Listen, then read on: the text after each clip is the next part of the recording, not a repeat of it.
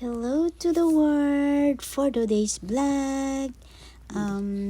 Maraming salamat dahil ayan, 2024 na at nais ko pong ibahagi sa inyo ang kaganapan noong 2023, December 2023, na kung saan nag-explore po tayo, namasyal, nagbakasyon sa ibang parte ng Ontario, Canada, at nais ko pong ibahagi sa inyo ang kaganapan noong isang taon, ng nakaraang taon. Kaya ito, ako po ay nagbabahagi sa inyo kung saan po kami nag-explore around Toronto, Canada, dahil kasama po namin ang aming bisita, aming pamangkin, at ipanasyal po namin siya sa iba't ibang parte, the beauty of Ontario, Canada, at dito rin sa Toronto, kung saan ay nag-explore po kami, at kahit naman papano, malayo man sa tayo sa ating pamilya sa Pilipinas, ay bigyan din natin ang ating sarili na mag-relax at makapag-explore, mamasyal, magbakasyon, at hindi lang puro trabaho. Bigyan din natin ang kapahingahan, bigyan din ng relaxation ng ating sarili at i-enjoy at magpasalamat tayo sa ating Panginoon dahil kahit papano binigyan po tayo ng konting panahon na makapagbakasyon, makapag-explore in spite of everything. Dumahan man po ako sa tayo ng isang pagsubok, but I thank God dahil napagtagumpayan ko po lahat ng yon sa tulong ng ating Panginoong Hesus.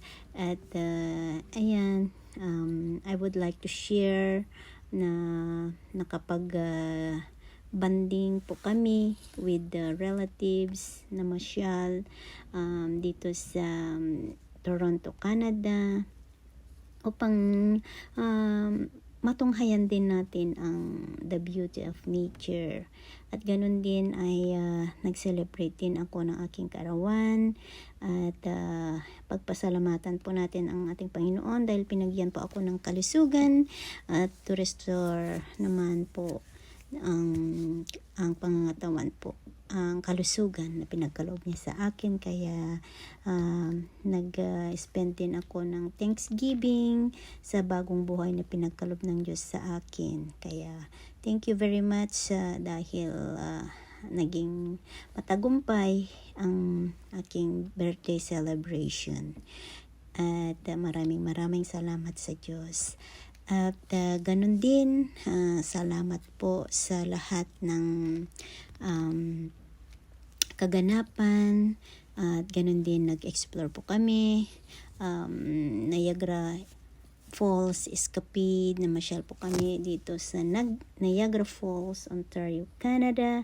At ayan, matutunghayan po natin ang kagandahan, the beauty of nature ng Canada.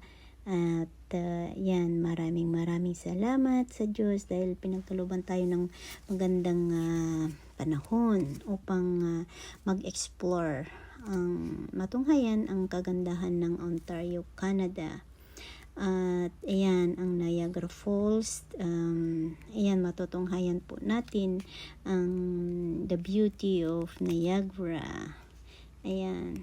At kami po ay nag-overnight stay upang ma-enjoy po namin ang bakasyon.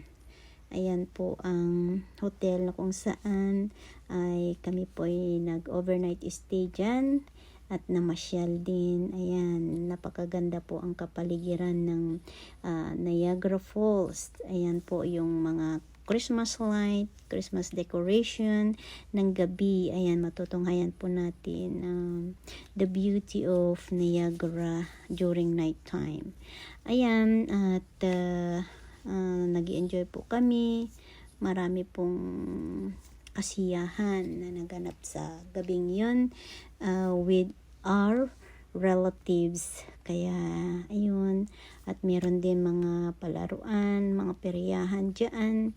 At ayan, marami pong games At ayan, nag-enjoy po ang mga bata na kasama po namin dyan.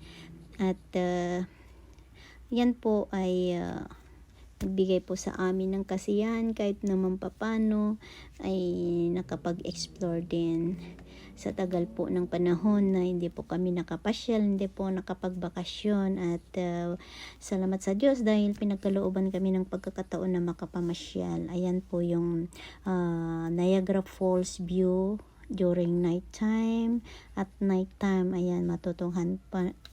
Ayan po natin ang kagandahan ng Niagara Falls. Ayan po, maraming salamat. Ayan, napakaganda po ng nature, kaganda po ng kapaligiran po ng Niagara Falls.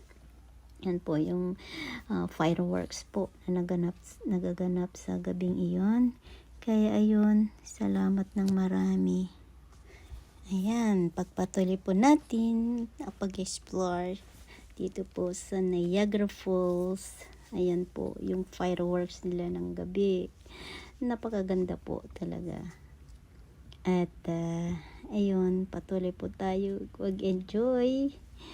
Kahit naman papano ay napagkalooban tayo ng pagkakataon na mag-explore. Ayan, ng gabing po iyon ay nagsiswimming po ang aming mga kasamahan.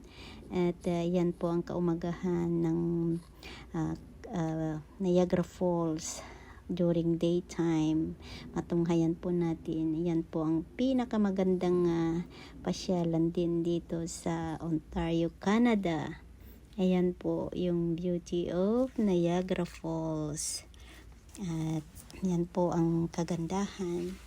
Kaya salamat din ng marami dahil patuloy na maging ayos the beauty of Ontario, Canada.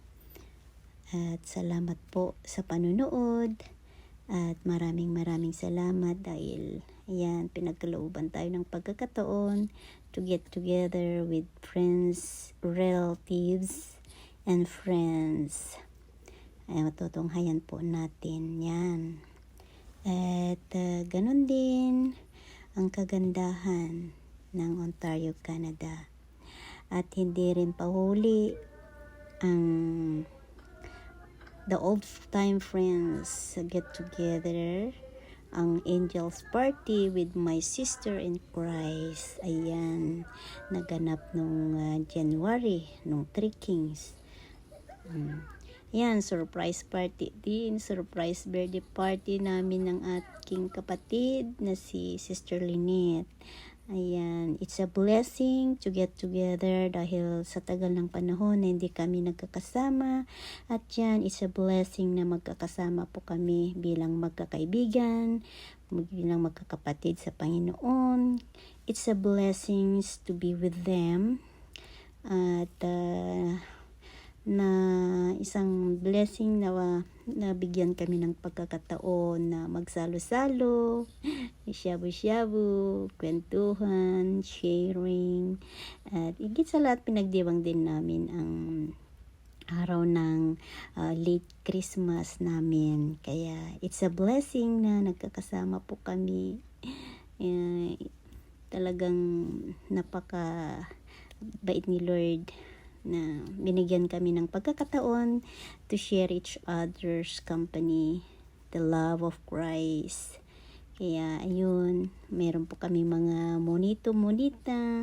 Kaya napakaganda po yung kaganapan. Maraming salamat sa iyong panunood. I hope na hindi po kayo magsawa na manood po sa aking video. Maraming salamat po sa inyong lahat. At pagpalain nawa kayo ng Panginoon. At ganun din nawa, dalangin po natin na bigyan po tayo ng isang taon na naman na malusog sa ating pangangatawan. Dahil po yun po ang importante. Ang health is wealth. God bless po sa inyong lahat. Thank you for watching. Bye-bye.